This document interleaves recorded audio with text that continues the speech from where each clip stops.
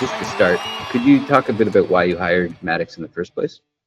Sure. We brought on Matyx to help us kind of like hone in a vision and figure out where the gaps were to add into our marketing chain and to increase leads. I think Julie also brought you guys in to help with some of like the business planning side of it.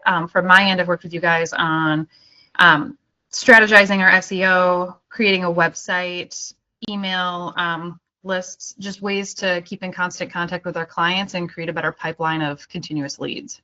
And did you work with other digital marketing agencies before us? We have worked with other agencies in regards to social media and SEO, but they were not effective for us. Could you, like, obviously without naming any names, but what made you unsatisfied with the previous agencies you worked with? I'd say it's a little more complicated than that as a business owner, because it's not just what the next marketing person is, because marketing dollars are also location, traffic, presence. And so when we were at Wayzata, it was probably one of the most expensive real estates in Minnesota. We're on the lake view, and it was sort of a happening place, but some of the expenses that I had to incur is sort of like we had to have the retail hours. And the retail hours and I couldn't do them all, and so I'd have what I call babysitters that didn't sing out of the same hymn book as us.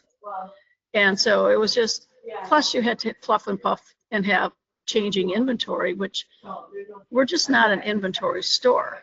Like that's our cocaine, because we love to buy it, but it would just sit there until we hated it, and then we got rid of it, and it was just an ugly cycle. So there's all these expenses, and what I feel like Matyx, and I'm hoping we hit a tipping point one day soon, but is that it gives me presence amongst people, and it allows us to work at our own pace and be behind the magic curtain, and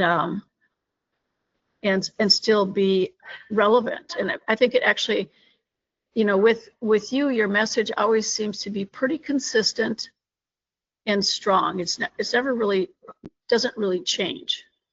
And so the consistency of the messaging is good, and it gives a perception to people is that, too many times, like, people would walk in our store and I would talk myself blue in our elevator pitch on who we are, what we do, why what you might not see in this expensive 1,400 square feet is not all we do, and it's not all expensive, it's not all cheap. It's like your perfect world. Well, they could be completely sold on it, and I tell you, in 10 days later, they won't remember me.